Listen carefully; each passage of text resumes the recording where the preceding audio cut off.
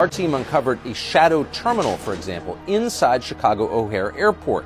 Hundreds of migrants were being hidden there secretly. Our team pulled up with cameras rolling, and at first we didn't see much. The city erected a black tarp to hide what was going on. And a third-party security group paid for with your tax dollars told us that was prohibited. We weren't allowed to see. What are you doing? I want to look inside. For what? For what? Inside, our team found more than 100 beds on the floor. The smell was overpowering, repulsive. Even police stations in Chicago have been turned into refugee camps. This is new video never seen before of what's actually happening inside Chicago's police stations. Keep in mind, the people who work in those police stations are paid to protect you, but that's not what they're doing. They're running refugee camps for illegal aliens. We spoke to someone who has lived on the south side of Chicago virtually his entire life. He's enraged by how the city has fallen apart under its sanctuary city. Yes, I knew this is coming. Now the way the left media is putting this extremely concerning. The MAGA truckers are back and heading to the border. There is a paragraph I'm concerned with. As Media Matter pointed out, some organizers include a rogue gallery of election deniers, anti-vaxxer, and canon conspiracy theories. Okay, they are now attributing these truckers to all these. This is to tell you, when something is right, these people always look into all this issue of theories and link you up with, just to discredit what you are doing. I have seen this in different occasions. Now it is reaching this level. We have a lot of videos to look into. In just a few hours from now, a convoy of protesters calling themselves God's Army will set off for Louisiana, and it begins day 2 of a planned week-long protest over the Biden administration's border policies. Xavier Walton is in Jacksonville, Florida, with the very latest. Xavier, is this group, I don't know, up and at 'em for day 2 of traveling now? Marky, they are up and at 'em. Some people awake this morning, and it is growing as well. This truck actually, just joined in Jacksonville, and the one here to your left, this RV, is the one that is going to be leading the pack, the convoy. This group going to great lengths, driving thousands of miles to highlight the ongoing issue at our southern border. The convoy pulling in late last night, welcomed by dozens of people waving American flags and a band singing the national anthem. One woman even giving the driver of this RV money, gas money. Supporters traveling from places like New Jersey and Missouri, some showing up from Georgia just to be a part of this Take Our Borders Back Convoy. As you see him pulling in, it comes as the standoff between Texas and the federal government over border enforcement intensifies. That plus the record number of encounters at the border last fiscal year is why Joseph Fulfer, who is streaming this, is driving across the country.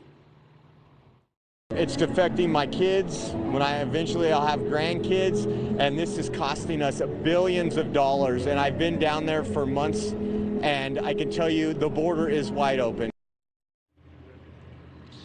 After leaving Florida, the convoy, you see it here, heads to Louisiana before making stops along border hotspots in Eagle Pass, Texas, Yuma, Arizona, and San Ysidro, California. And that's where organizers say it's really going to pick up steam. And as I point you over here, it's not just RVs and trucks. It is also normal cars as well. That white vehicle there, a woman, I saw her this morning. She slept in it last night, got a few hours of rest, and she said she's getting ready to start driving again in just a couple. Karen had a segment recently. A question surfaced to her, pertaining to what is going on. Her response tells you everything you need to know.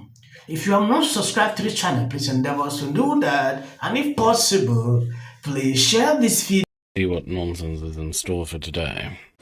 Thanks, Green. First, a whole high school in New York is having remote classes today because the building was needed to house people who came into this country illegally. So what is the president's priority in this case? Is it the migrants or is it the students?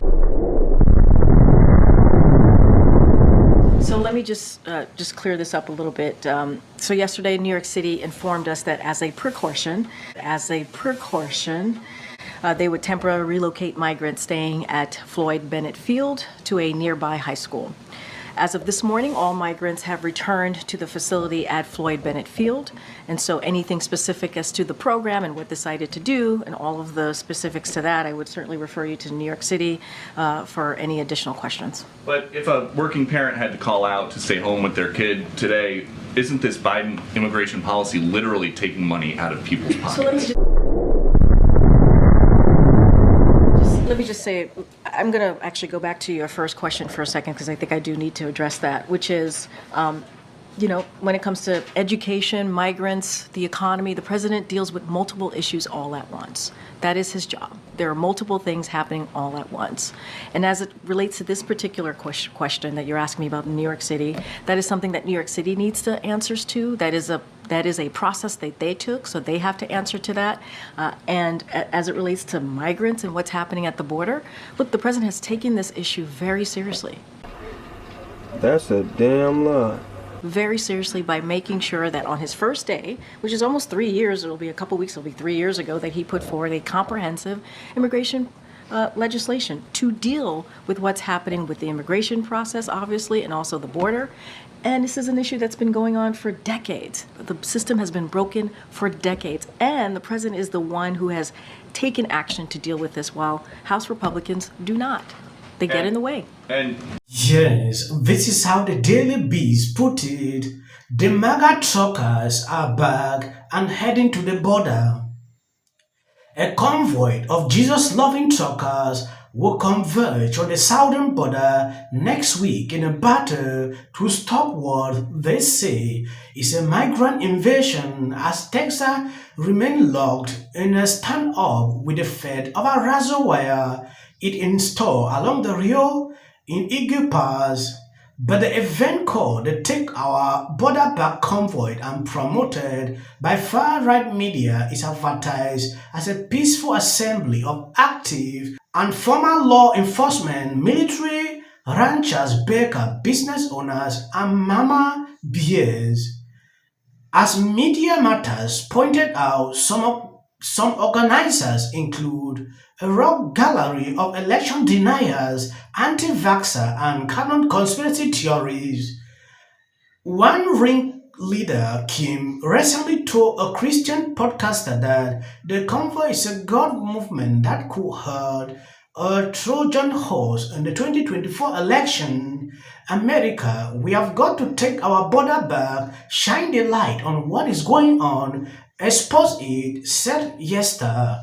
A radio host who promoted 2020 election for lies.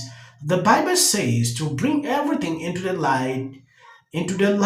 We need to hold our elected officials accountable to closing the border and sending the illegal immigrants from back to their country.